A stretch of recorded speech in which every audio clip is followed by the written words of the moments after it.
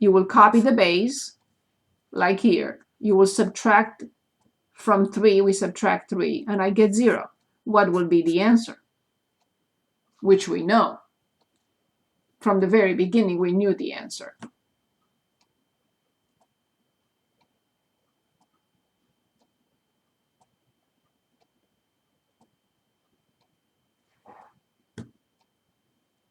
The same thing. 2 over 2 is the same thing with x cubed over x cubed.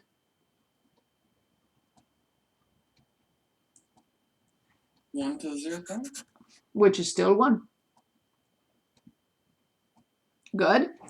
Now, of course, here I have to state that x and y cannot be 0. So, my point again, x to the third over x to the third is indeed 1, but only if x is not 0. Because if x is 0, the answer is not 1. The same thing here. I will be able to simplify, but I have to state this is called restrictions. Restricting the variable. The restrictions on variables. This is a number. There is no need to write 2 does not equal 0. 2 is never 0. But x could be 0. Y could be 0. And that will mess up the whole thing, because the answer will be invalid. Good. So 2 over 4, I simplify and I get 1/2. Now x squared divided by x, I copy the base. What happens to the power? What do I get? What is the power?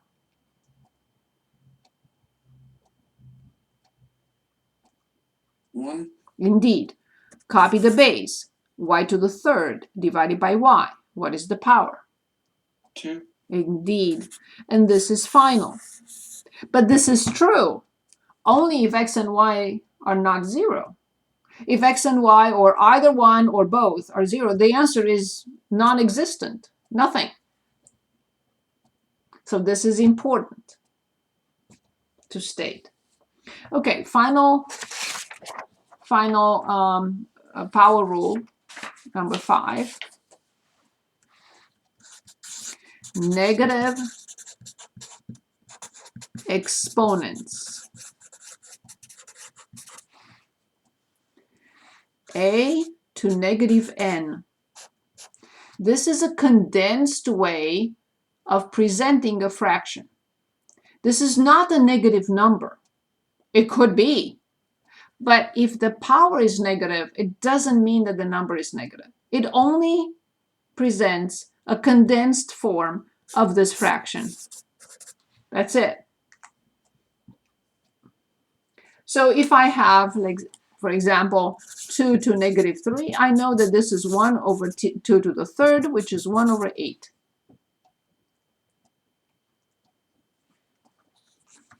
If I'm given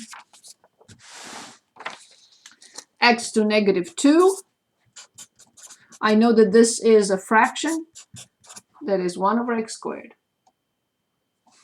If I'm given x to negative 1, I know it's another fraction, 1 over x. It's not to confuse us. It's a condensed way of writing a fraction. You can say, why do I need this? Why can't you just write this from the very beginning? True. I have no answer for that. This is a condensed form of this. X to negative 1. Why do it give me this? Just give me that from the very beginning. True. It's a condensed way of writing a fraction. Good. All this preparation was to help us perform operations, continue performing operations with polynomials. We know how to add and subtract polynomials, but we will learn how to multiply them and divide them. In order to multiply and divide polynomials, we need the exponential rules. We did not need them for addition and subtraction. So, for example, if I'm asked to multiply monomials, how do I do that? So here's an example. 2x to the third multiplied by 4x squared. Please understand that this is very different from 2x to the third plus 4x squared, which is carved in stone. No one can further simplify this. Done. But here, I multiply 2 by 4. And I multiply x to the third by x squared, and I get x to the fifth. So I multiply the numbers first, I get 8. Then I multiply x to the third times x squared by copying the base and adding the exponents because this is the product rule. And because I have the same base. If this were y, I could have not done that. But I am able to multiply them because they have the same base. I copy the base and I add the exponents. Any questions on this? Okay, let's look at another example. Let's say negative 2xy squared times 3x squared y to the fourth. This is not the distributive law. These are all factors. And factors can be multiplied. Negative 2 times 3, negative 6, x times x squared, x to the third, y squared times y to the fourth, y to the sixth. Adding them would have been impossible. We cannot add these. But when we multiply them, look, we get a condensed answer. Any questions?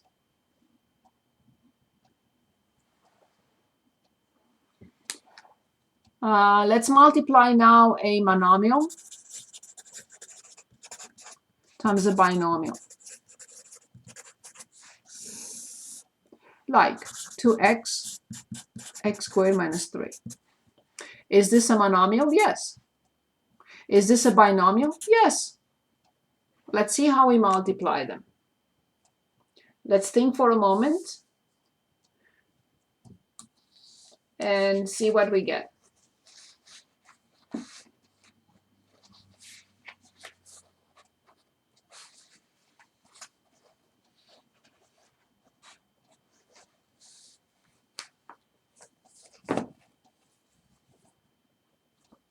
Can anyone tell us how? This is the distributive law. Because this is a term, and where I'm distributing a term to two other terms. And yes, this is the distributive law.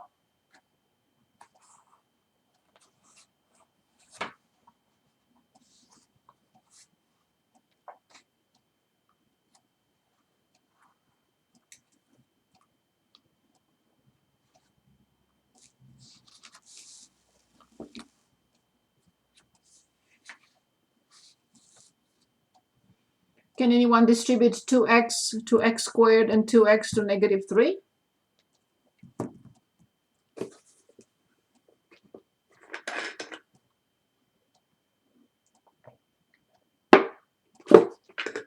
Anybody, please? Negative 6x cubed. So 2x times x squared is 2x to the third. 2x distributed to negative 3 is negative 6x.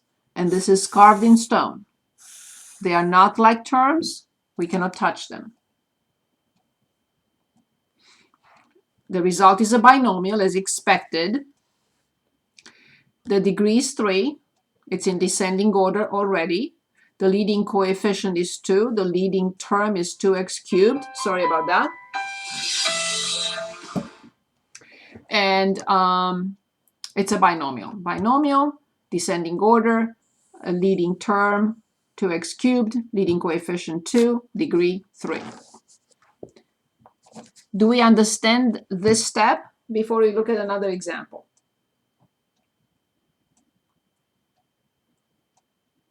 Anybody, please?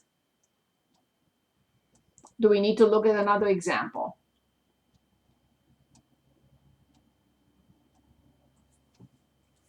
Please say yes or no. Say something, please.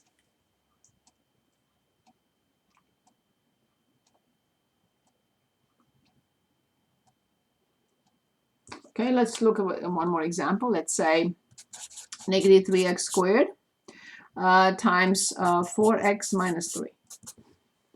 Can anyone give us the answer to this?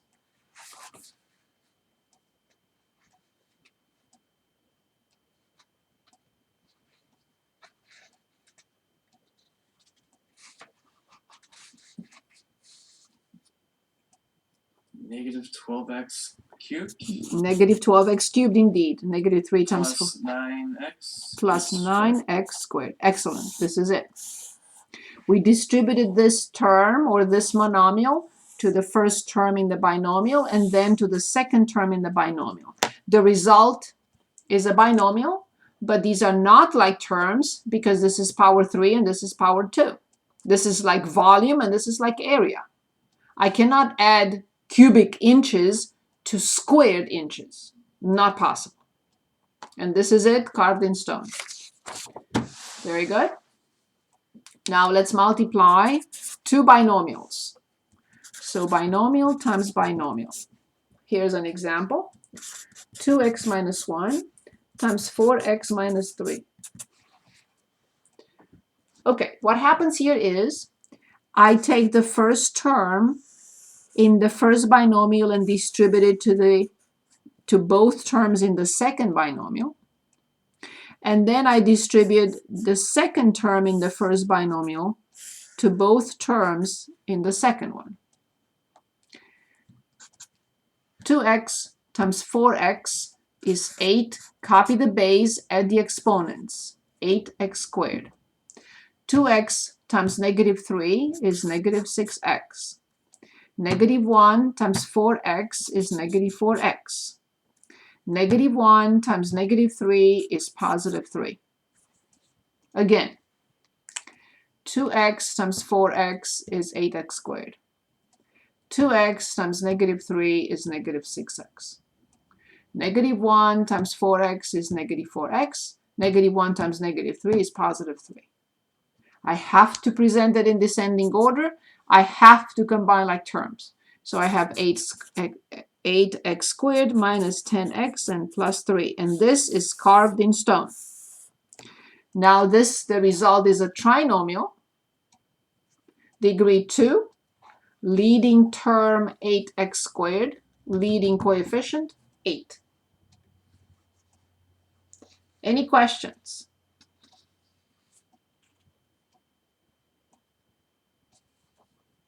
Any questions on multiplying binomials? Do we need another example?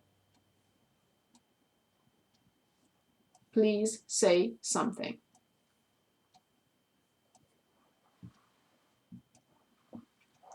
Yes? No?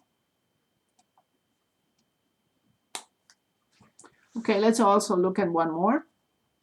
Negative 3x squared plus 2 multiplied by 4x minus 2. Same procedure. Would you like to work on this for 1 minute? 1 minute. And then we'll look at a binomial times a polynomial.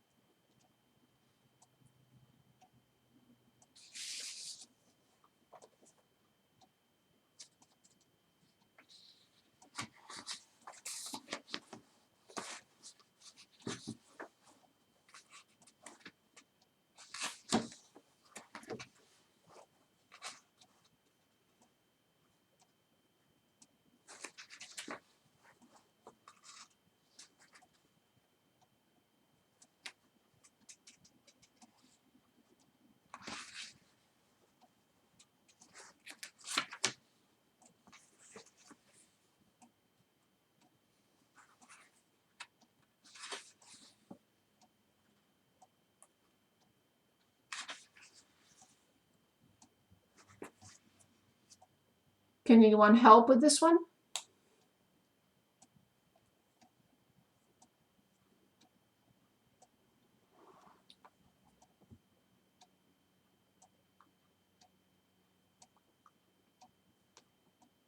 Can anyone help with this? Negative 12x cubed plus 6x squared plus 8x minus 4. That's it. Perfect. And there is nothing I can do to it. This is it. It's in descending order. No like terms.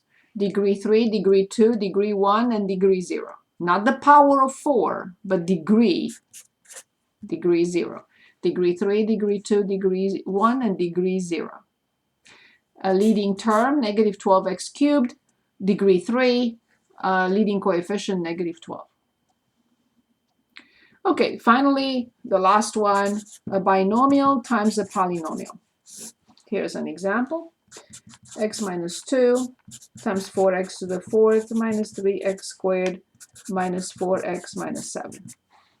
Exactly as we worked on binomial times binomial, but we have more terms here, meaning I distribute x to 1, 2, 3, 4 terms.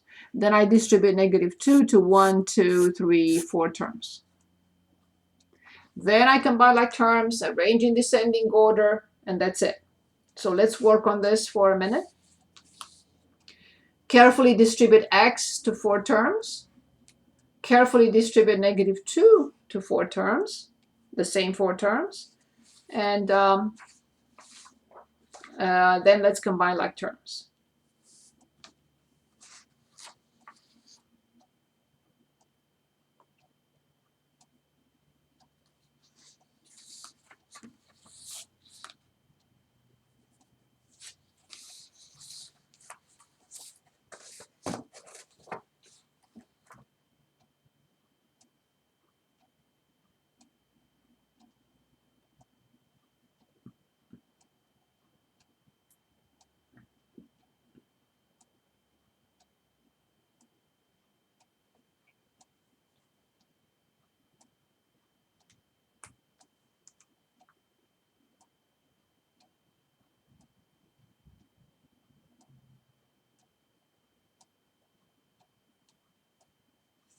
Can anyone give us the first 4 terms? Not simplified, but just the first initial 4 terms.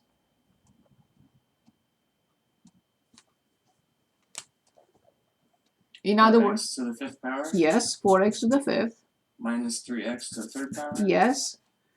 Minus 4x to the 2nd power. Yes. Minus 7x. That's it. Awesome. So now we distribute negative 2 to all 4 terms.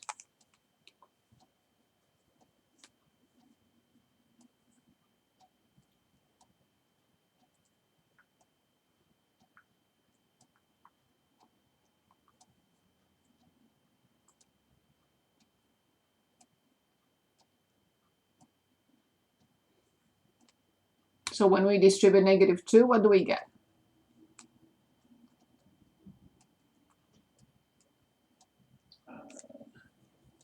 Minus 8x to the 4th power. Very good. Plus 6x to the 2nd power. Yes. Plus 8x. Very good. Plus 14. That's it. Now we have to combine like terms and arrange the final answer in descending order of the powers of the variable. Where do we start? What is the degree? 4x to the 5th power. That's it. Minus 8x to the 4th power. Minus, yes, 8x to the 4th power. Degree 3 is minus 3x to the 3rd power. Yes. And then we gotta combine 6x and 4x. Good. So positive 2x squared. And then 8x with 7x. So it's positive x and plus 14. This is the way we multiply polynomials.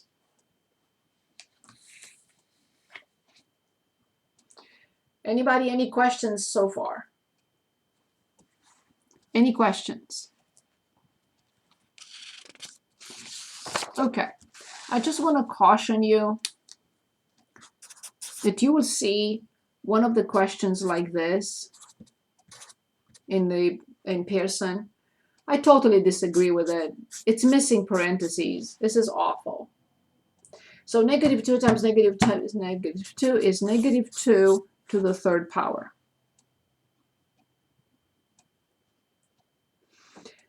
Now, without parentheses, it doesn't work. It's incorrect. So please disregard. Just consider the parentheses are there. Okay. Now, one example that I like to work on is like 2/3. We've done this before, but we haven't talked about it. So now I want to talk about it. To the third power. It's similar to what we did with the product. So if I have 2x squared to the third, I have to raise 2 to the third power. I get 8. I have to raise x squared to the third power. I copy the base and multiply the exponents. The same thing here. I have to raise 2 to the third power and I get 8. And I have to raise 3 to the third power and I get 27. So it's the same procedure. It's just that I have to write the quotient symbol instead of the product. What if I have 2a over 3y squared, let's say, to the second power? The same thing. I cannot simplify inside, so each factor has to be raised to this power. 2 to the second power is 4. A to the second power is a to the second power. I copy the base, multiply 1 by 2. 3 to the second power is 9. Y squared squared, I copy the base and multiply the exponents. The same thing with the product, the same thing with the quotient. I cannot choose and pick and choose. I have to raise everything that is inside to the power that I see outside. Now, if I have something like c to the fourth times c to the fifth times d to the sixth, I can only multiply these two using the exponential rule. I copy the base and add the exponents. But I cannot touch the d part because I cannot multiply them. We have no exponential rules for situations with different bases. We only have exponential rules for multiplication if the bases are the same. If they are not the same, we cannot touch that. We cannot change anything. And this is it.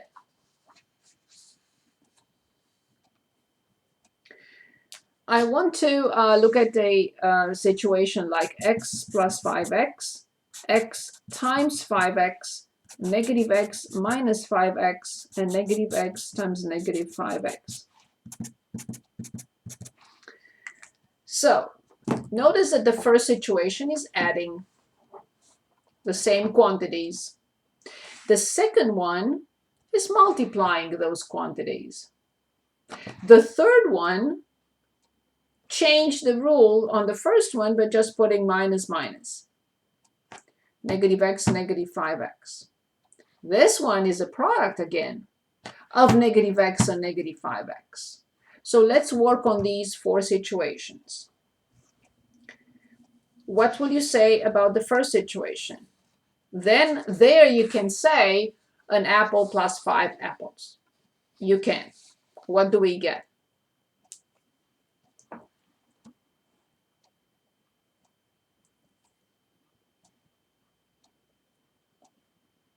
An apple plus 5 apples is 5 apples squared. Careful. This is addition. This is an apple plus 5 apples. 6. 6 apples. Now, x times 5x. What do I get now?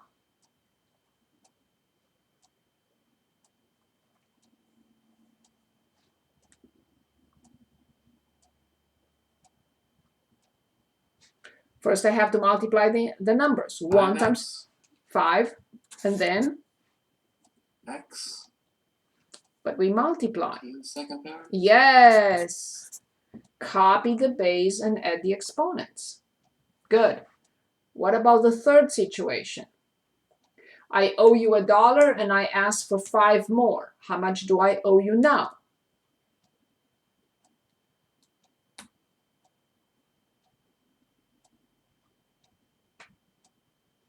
Negative 6x? Exactly, I owe you $6. The next one is a totally different situation.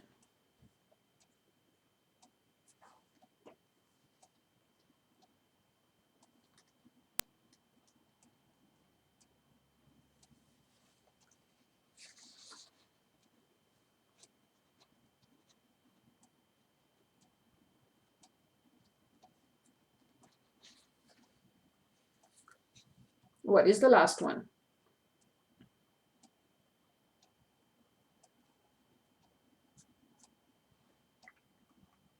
So since 5x is negative, is the x negative too? It's not a distributive law. I'm not distributing negative here. The distributive law requires addition and subtraction and multiplication. This is a factor, and a factor. So 6x squared? I have to multiply -1. I'm not adding. I have to multiply -1 by -5 first. What do I get? 5. Good. Now I have to multiply x by x. X squared? That's it. Copy the base, add the exponents. I know it's confusing. We have to get used to it. That's why we're here. That's why we practice. So please do not confuse addition and subtraction with multiplication. They're totally different rules, totally different operations. Any questions?